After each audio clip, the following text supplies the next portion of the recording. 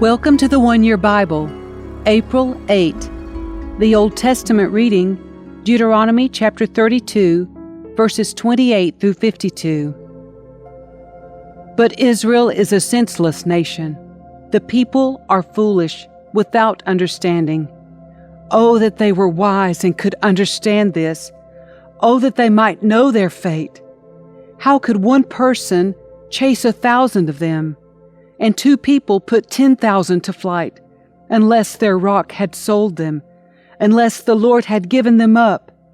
But the rock of our enemies is not like our rock, as even they recognize. Their vine grows from the vine of Sodom, from the vineyards of Gomorrah. Their grapes are poison, and their clusters are bitter. Their wine is the venom of serpents, the deadly poison of cobras. The Lord says, Am I not storing up these things, sealing them away in my treasury? I will take revenge. I will pay them back. In due time their feet will slip. Their day of disaster will arrive, and their destiny will overtake them. Indeed, the Lord will give justice to his people, and he will change his mind about his servants when he sees their strength is gone and no one is left, slave or free. Then he will ask, Where are their gods, the rocks they fled to for refuge? Where now are those gods who ate the fat of their sacrifices and drank the wine of their offerings? Let those gods arise and help you. Let them provide you with shelter. Look now, I myself am He. There is no other God but me. I am the one who kills and gives life. I am the one who wounds and heals. No one can be rescued from my powerful hand.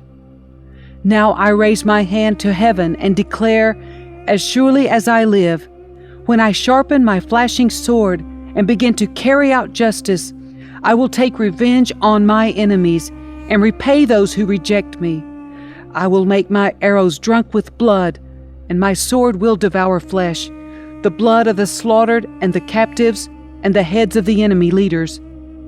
Rejoice with him, you heavens, and let all of God's angels worship him. Rejoice with his people, you Gentiles, and let all the angels be strengthened in him. For he will avenge the blood of his children. He will take revenge against his enemies. He will repay those who hate him and cleanse his people's land. So Moses came with Joshua, son of Nun, and recited all the words of this song to the people. When Moses had finished reciting all these words to the people of Israel, he added, Take to heart all the words of warning I have given you today. Pass them on as a command to your children, so they will obey every word of these instructions. These instructions are not empty words. They are your life. By obeying them, you will enjoy a long life in the land you will occupy when you cross the Jordan River.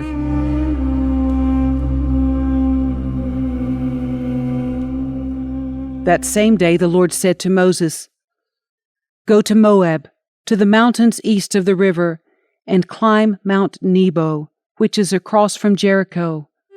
Look out across the land of Canaan, the land I am giving to the people of Israel as their own special possession.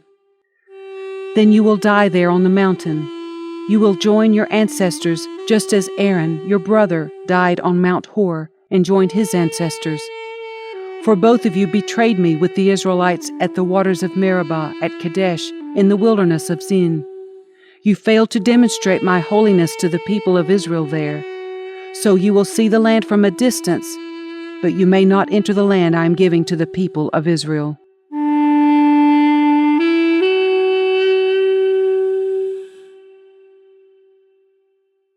Luke chapter 12, verses 35 through 59. Be dressed for service and keep your lamps burning, as though you were waiting for your master to return from the wedding feast. Then you will be ready to open the door and let him in the moment he arrives and knocks. The servants who are ready and waiting for his return will be rewarded. I tell you the truth, he himself will seat them, put on an apron, and serve them as they sit and eat. He may come in the middle of the night, or just before dawn, but whenever he comes, he will reward the servants who are ready.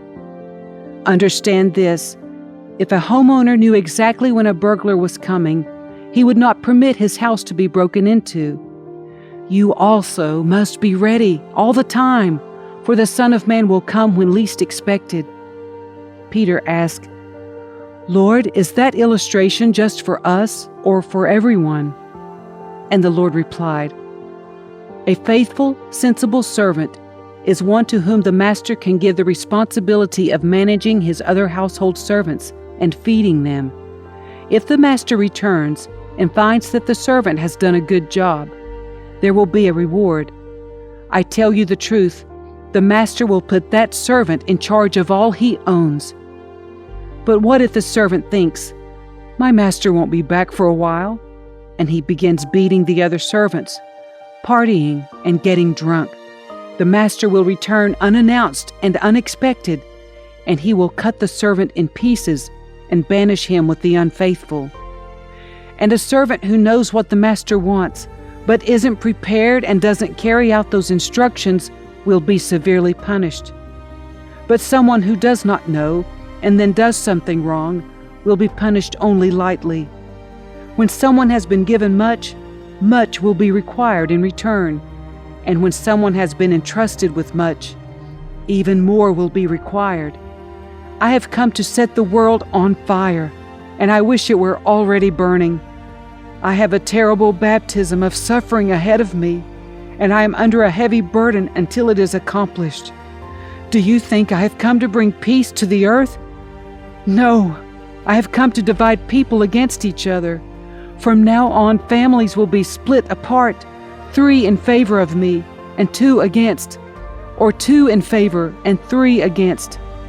Father will be divided against son, and son against father, mother against daughter, and daughter against mother, and mother-in-law against daughter-in-law, and daughter-in-law against mother-in-law." Then Jesus turned to the crowd and said, "When you see clouds beginning to form in the west, you say, 'Here comes a shower,' and you are right.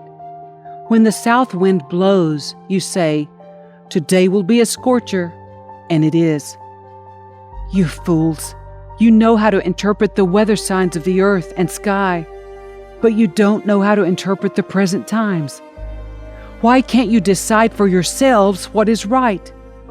When you are on the way to court with your accuser, try to settle the matter before you get there. Otherwise, your accuser may drag you before the judge, who will hand you over to an officer who will throw you into prison. And if that happens, you won't be free again until you have paid the very last penny."